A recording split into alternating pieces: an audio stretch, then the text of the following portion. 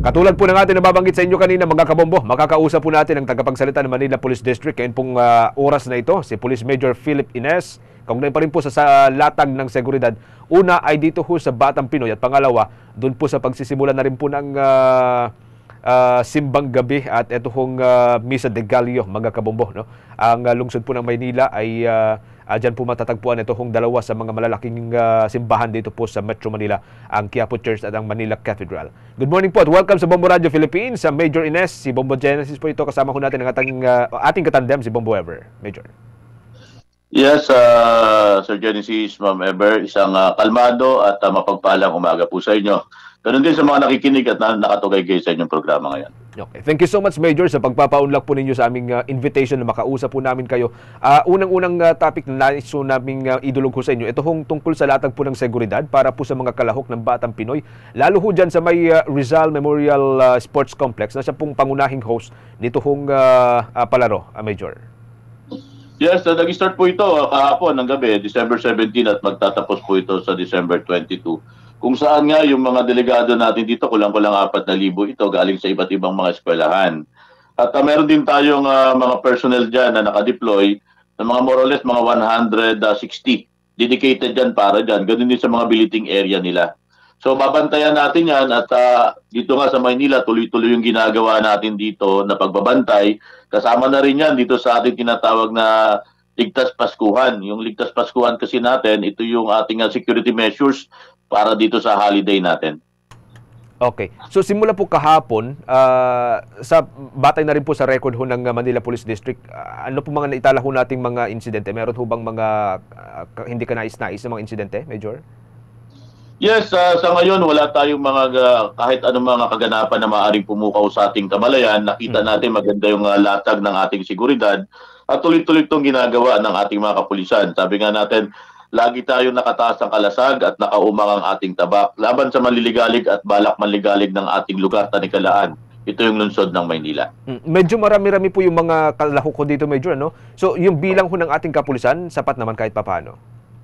Yan po, at yan naman po talaga ay ginagawa natin yung ating mga deployment dyan, kasama na rin dyan. At pati yung kanilang mga billeting area, meron tayong mga pulis na nakadeploy doon, kung saan nga nabanggit ko sa inyo yung initial nating bilang dito. At nakita naman natin na hindi natin papabayaan yung seguridad nitong mga delegado na to. At pananatilihin natin na nakataas yung antas ng pagbabantay sa kanila. Kasi maliban ho dito sa Batang Pinoy, meron din tayong binabantayan na yung latag ho ng seguridad sa buong Kapaskuhan. Anyway, sa iba pang mga usapin, ibibigay ko ho ang linya para kay Bobo Ever.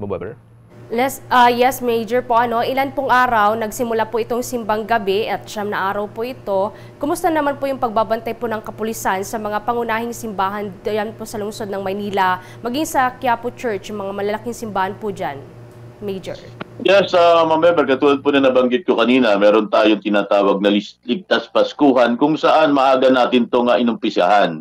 At nakita naman natin yung pag-umpisa nitong Misa de Gallo natin, makikita natin yung mga pulis natin na nandyan sa mga harapan ng simbahan at patuloy nating pinalalakas yung tinatawag natin na police presence at police visibility nitong mga pulis natin. At meron tayong 55 na mga simbahan dito sa lungsod ng Maynila kung saan nga dyan nandito matatagpuan yung malalaking simbahan. At patuloy nating pinatataas yung antas dyan, hindi lamang sa mga simbahan, dito sa mga places of convergence, katulad ng mga terminals, katulad nitong mga malls, itong mga puntahan ng mga kababayan natin, Divisoria. Gumagawa tayo ng iba't ibang mga estratehiya kontra krimen para bantayan natin yung ating mga kababayan.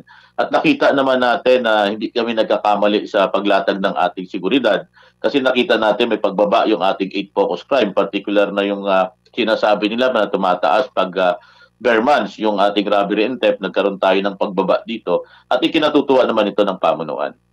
Okay. Kung pag-uusapan po natin, Major, ito pong mga banta, meron po ba kayong nakakalap po na mga ganun pong mga reports from doon po sa mga simbahan, doon po sa mga, especially po dito sa unang 3 na araw po ng simbang gabi, Major? Wala tayong natatanggap na banta sa ating seguridad at kung meron man tayong mga impormasyon na makukuha dito, hindi natin to ikikipit balikat, ibabalidate natin to at pagkakaroon agad tayo ng assessment. At panawagan na rin siyempre sa ating mga kababayan na kung maaari, kung meron kayong mapapansin na mga kahinahinalang individual base sa kanilang kilos o may makita kayong mga kahinahinalang bagay, ipag-alam nyo agad ito sa otoridad. Malaking tulong ito. At gusto ko rin ipaalam sa atin na yung inyong mga pulis Maynila ay nasa dulo lamang po ng inyong mga daliri. Nakikita nyo po sa aming FB account, FB page, ating YouTube, yung ating mga iba't ibang mga hotline numbers ng iba't ibang mga istasyon. Ganun din po yung aming social media account. Kaya sabi nga po, i-text nyo lang kami, tawagan nyo lang po kami, makikita nyo yung kagyat na action ng mga pulis Maynila. Okay. Major, maraming salamat. Ano pang huli na lamang, after po nitong Batang Pinoy, ilang araw din po ito, yung mga ide-deploy natin mga puliso dito, ano na po yung magiging assignment po sa kanila? Yes, sir, nakita niyo naman na sunod-sunod yung mga activities natin itong taon na to. Nagkaroon po tayo ng halalan, pagkatapos po niyan, itong undas, ito naman po yung holiday season natin at pagkatapos po ng holiday season natin, ito naman pong pista ng Itim na Sareno, pista ng Tondo, pista ng Pandakan. Kaya palagi ko pong nababanggit na wala pong puwang ang markadong pula sa kalendaryo ng mga pulis Manila. Tuloy-tuloy lang po yung aming serbisyo at maramdaman po kami ng ating mga kababayan, lalo na po dito sa lungsod ng Maynila. Kasi by January 9, Major, tuloy na ho yata itong grand procession ulit ng Itim na Nazareno? Tama po kayo, nung nakaraang araw nagkaroon tayo ng walkthrough at saka yung mass casualty field training exercises kung saan ginanap po ito dito sa grandstand, naglakad po papunta ng Quiapo Church, gumawa po tayo ng iba't ibang senaryo para i-anticipate natin kung sakaling may ganitong mga mangyayari, nakahanda po ang pamunuan ng Manila Police District, kaagapay po natin yung ating mga iba pang mga local agency natin. Sige. Maraming salamat po, Major. Ingat-ingat po kayo, sir. Yes, marami pong salamat sa pagbibigay ng pagkakataon na maibigay namin ang mga ganitong impormasyon sa ating mga kababayan.